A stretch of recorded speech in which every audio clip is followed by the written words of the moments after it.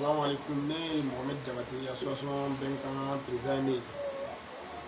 n'a eu son sang, mais il m'a si fait la baie son sang, quartier qu'on a là, ben a dernière la belle benga moule, la narla moussou pela de lima. A kunte doré, un moussou, un seka de dakilin, seka bon dakilin, ora pour son sang, mais il m'a si a kéréngel comme moussou bewouli. Alhamdulillah, mina am seka pour nina, il m'a si tapé. Nanai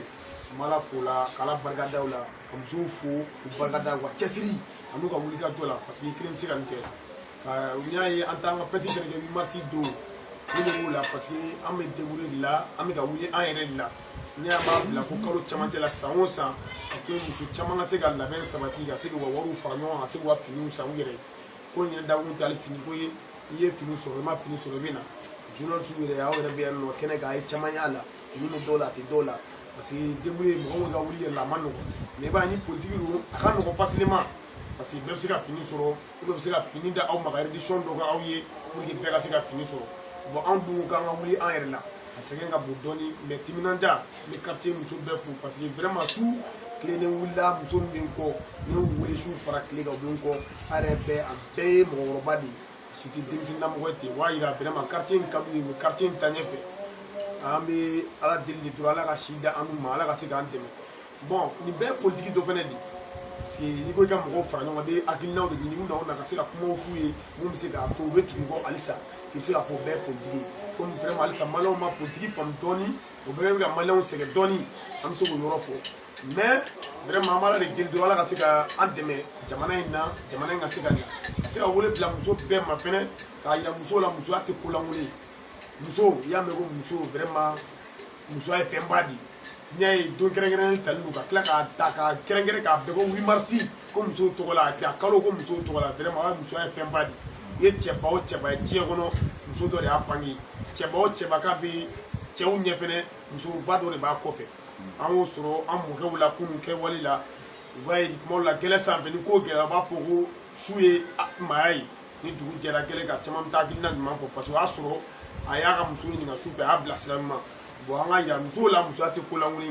folo muso a vraiment ma fa mo kosebe parce que ko munyi kalan ko mana an pe kalan be me aku développer te ba muso ko do kalan ate kosebe mais bien me claim na bi muso kalan no bi muso be joro bola muso directrice bo directrice générale do fambe muso gere ministre ye muso gera dicto ye muso kera président ye jamana woro la tout près an be bulu kalama pour ka pas do natal même chez nous an ka tɛgɛ di ɲɔgɔn ma dɔrɔn surtout an denmisɛnninnakaw vraiment bɛ wele bila denmisɛnninnakaw de ma mali ɲɛ jɔra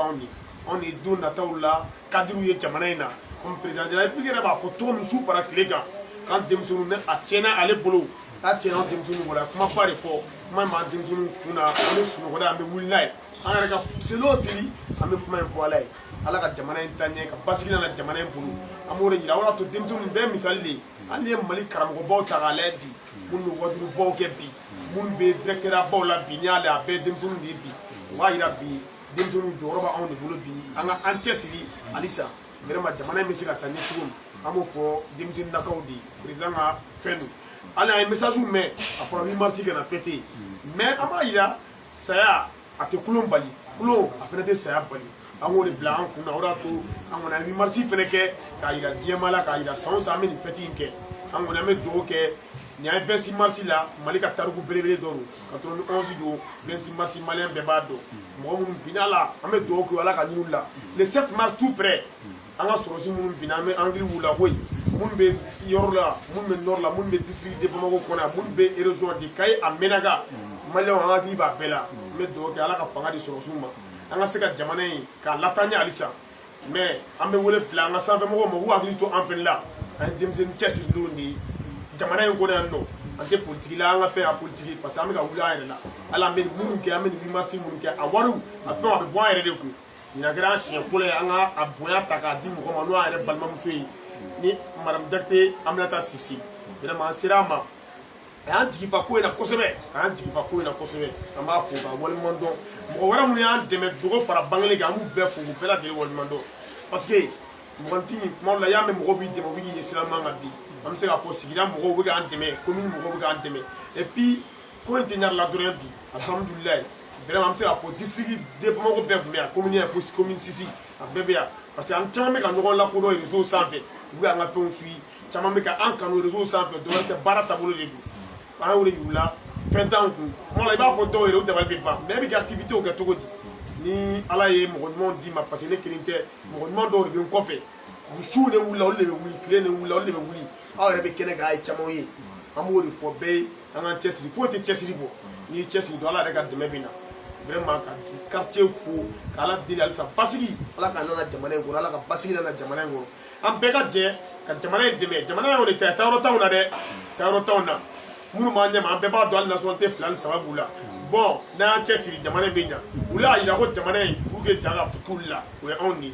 bon anw de bɛ se ka ja di olu ma anw de bɛ se ka ja di olu ma bɛnkanni ɲarila an tɛ sɛgɛn k'u fo k'u waleɲuman dɔn san kɔnɔ an bɛ nin événement 2 de kɛ an bɛ 8 mars kɛ san o san an bɛ suntigɛ kɛ recruter jeunes an b'o fana kɛ san o san an tɛ ɲinɛ ni si kɔ an bɛ bɛɛ de fo o de y'a to n y'o fɔ i kelen tɛ quoi nin bɛɛ bɛ kɛ nin bɛɛ bɛ ɲ'an bolo an bɛ se k'a fɔ district Bamako mɔgɔ bɛɛ bɛ na an nɔfɛ nin ko in na san o san bon nin bɛɛ ye ala ka kɛw de ye ka ɲarila musow fo ka ɲarila musow fo ka ɲarila musow waleɲuman dɔn u k'u cɛsiri walahi musoya tɛ ko lankolon ye musow k'u cɛsiri musow vraiment n'aw cɛsiri koba de bɛ yen cɛ baasi tɛ fara ni musoba dɔ t'i kɔ a tɛ yen bon cɛba o cɛba bɛ yen n bɛ segin o yɔrɔ de kan tuguni walahi muso dɔ de bange o de y'a to muso ni munna dɔrɔn a banna quoi ala b'i dɛmɛ vraiment 8 mars musow k'a dɔn don lankolon tɛ musow k'a dɔn kodennin tɛ musow de wulila ka kɛlɛ kɛ 8 mars in sɔrɔli la i ka kuma laban vraiment kuma laban min bɛ n fɛ ka wele bila an ka musow ma an k'an cɛsiri halisa n bɛ wele bila autorité ma ka wele bila cɛ fara musow kan u ka an dɛmɛ vraiment an ye denmisɛnnin ye an cɛsirilen don jamana in ka d'an ye an bɛ jamana in fɛ vraiment jamana in taaɲɛ ka d'an ye an dɛmɛ ne kɔni t'an ye u k'an dɛmɛ parce que an bɛ fɛn o fɛn kɛ ala ko tiɲɛ an b'a bɔ an yɛrɛ ka fɛnw na alhamdulilayi sigida mɔgɔw fana bɛ k'an dɛmɛ bi o de y'an ka welekan ye ka ɲarila muso bɛɛ fo ka bɛn ɲarila ka muso bɛɛ fo ka bɛɛ lajɛlen waleɲuman dɔn k'aw yɛrɛ fo ka waleɲuman dɔn.